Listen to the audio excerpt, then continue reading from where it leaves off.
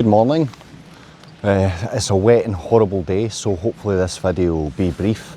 But where I am today is again another local spot not too far from home. I walked here today and I'll be walking back very soon. I'm at the Wilsontown Ironworks, and behind me here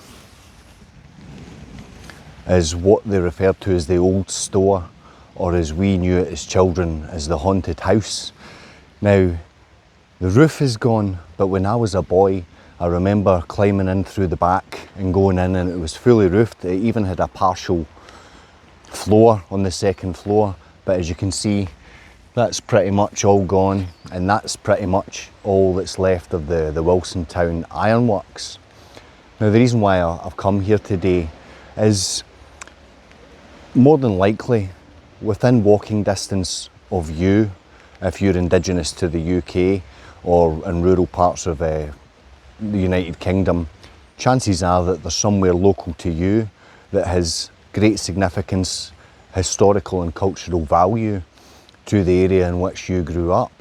Now, this place behind me here, although it was the store, the ironworks, the Wilsontown Ironworks, unknown to a lot of people, when it began in the late 1700s, it's said that the beginning of the ironworks here at Wilsontown was the start of Scotland's Industrial Revolution, which is quite a significant and bold statement to make.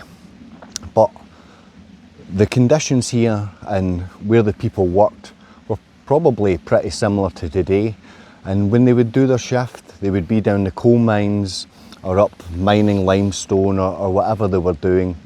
They didn't have the benefit that we have of going back to a nice central heated home, double glazed windows, kick the boots off and chuck on Netflix. These were hardy people, and the descendants of these people, to one degree more or less, are still in the area. And that's what's important about community spirit and understanding your local heritage and the culture in which you grew up in. It's something that, if you look deeply into it, like locals here who have looked deeply into the Wilsontown Ironworks, there's something when you come here, there's almost like an atmosphere and a smell and a taste that can not take you back in time, but you can almost appreciate the standards and the conditions and the hardiness of the local people who worked and lived here.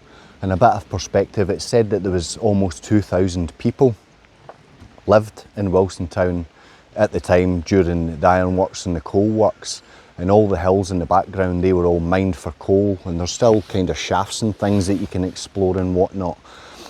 But the descendants of these people still live in the communities today, and sadly, through many different factors, and a small factor in that would be immigration, but not the biggest factor. The biggest factor, as far as I can see it, is the descendants of the hard-working folk that lived and worked here, that now live in the village Forth or the surrounding area. The way in which they've been raised and their parents were raised and things like that, the moral foundation and the duty and the responsibility has kind of diluted down to the point now where in the past couple of weeks in the local village, we've had numerous attempts at break-ins to homes. We've had actual break-ins where you see on people's doorbells thieves, the scum of the earth, walking out of people's homes with safes in their hand to put in the back of their car. Only the other day, a young lady had her car stolen, and I'm sure she had worked hard for that car, and yeah, it's only a piece of metal and plastic, but when you work hard and aspire to get something at the end of it, when that's taken away from you through no choice of your own, it must have been difficult. Now, in the village as well, we have a lot of young families and children and people that don't feel safe at the moment. And again, I'm not dissing Police Scotland, although they are on my case quite a bit as of late. When these crimes are reported, and the one were regarding the car, and I couldn't believe what I was actually hearing when I heard the story recounted.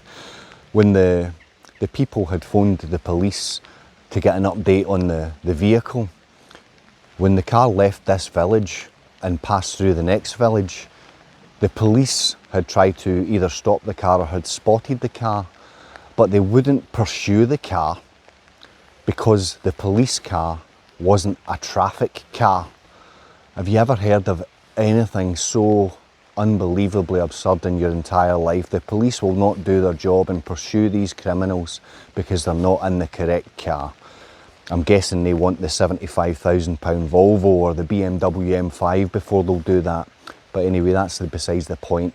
The police aren't doing their jobs and they're not showing a presence to prevent these crimes in the communities.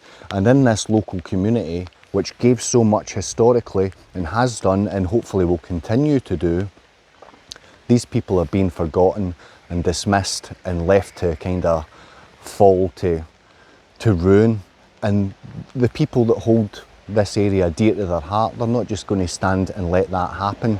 So myself and a couple of other guys, what we're actually going to do is, because the police won't do their duty of an evening, on random evenings at random times, we're going to spend our time and we're going to patrol the streets in high visibility vests just to be hopefully somewhat of a deterrent and hopefully put the minds of ease at people that perhaps live by themselves, the elderly, people that are frightened that there isn't a police presence in the village and that criminality seems to be on the rise. I see so many people, and what inspired us to kind of get together and discuss this idea was because you see all the time the police are useless, the police do nothing, this place is shit, and this place is not shit. This is an incredible place historically, and it's a great place to live. You best be thankful you don't live in a big town or a big city, then you would really know what shit is. All you need to do is look at YouTube and see what it's like to live in one of those places. But we still have a bit of a spirit still left and a bit of a fight still in us. So we've organised a group of guys. We're going to start patrolling the streets randomly, just to be a bit of a presence on the streets to prevent these criminals coming here and thinking it's easy pickings.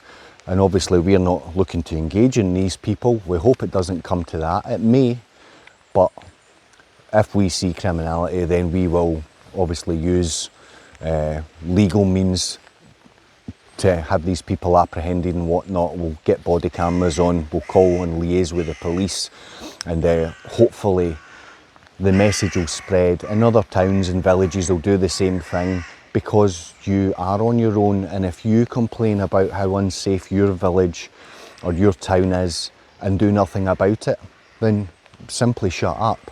If you're not willing to do something about it, and it's for no monetary gain or status gain or anything, it's because it's the right thing to do. I'm not going to wait until someone's trying my door, and I don't know if I would control my temper enough for me not to end up in jail if that happened. So before it comes to that, some of the community are getting together, and we've had donations of high visibility vests and things from local community members, which was a fantastic thing. Day one of putting the message out in a community group, people were supporting it and people were happy that a few of us have come together to hopefully help in as little a way as we can. That's all I wanted to talk about today. In fact, before I go onto the conspiracy theory, the last video I made at the wind farm, I was talking to one of my clients and a friend of mine with regard to that video. And when you get together and you talk about things, which we all should do, and not just about conspiracy and stuff, but just general life, many hands make light work. But this conversation that I had with this friend was regarding the importing of coal from Colombia into the UK, which Colombia is quite a ways away as far as distance goes, and it makes no sense when we're sitting on so much coal. So what could possibly be the ulterior motive? We'll recall that it came to light in the 70s and 80s that the American government or the CIA was importing cocaine and things into the inner cities and the communities with the intention to destroy the communities, demoralise the communities, ruin families, things like that. We've concluded with some degree of certainty, or would like to be proved wrong, that the reason why the UK imports so much coal from Colombia, it would be easy to hide a lot of cocaine, and this is all speculation. It would be easy to hide a lot of cocaine in these ships, and then it gets distributed round about the United Kingdom and the community, which then leads to crime, which justifies the police's job, which justifies the court's jobs and the lawyers' jobs and the prisons' jobs and the transport jobs and all the huge industry regarding crime. Because you often see sometimes in states that border Mexico and things in the United States, you'll see some proud sheriff and his deputies leaning on a pallet of cocaine that they've seized, that they're happy, that they've done their job keeping community safe and drugs off the street. But you never see that in the UK. You never see it on the news that some port has seized X amount of cocaine that's coming into the UK. And why would the government do this? Because the government wants conflict. It's like the Roman circus.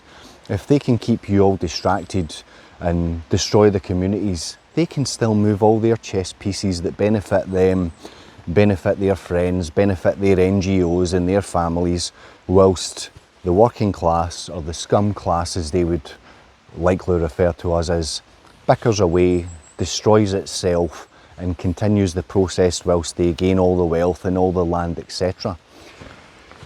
I would love someone to correct me on this. I would love someone to look into the coal imports coming into the UK and go through this with a fine tooth comb, and I'm pretty certain that something would be uncovered. Because even like a small village like where I live, the amount of drug use that leads to destruction of families, which leads to bad parenting and things, that doesn't help stopping the place falling to the dogs. And if you are a terrible example to your children are just going to be another version of you.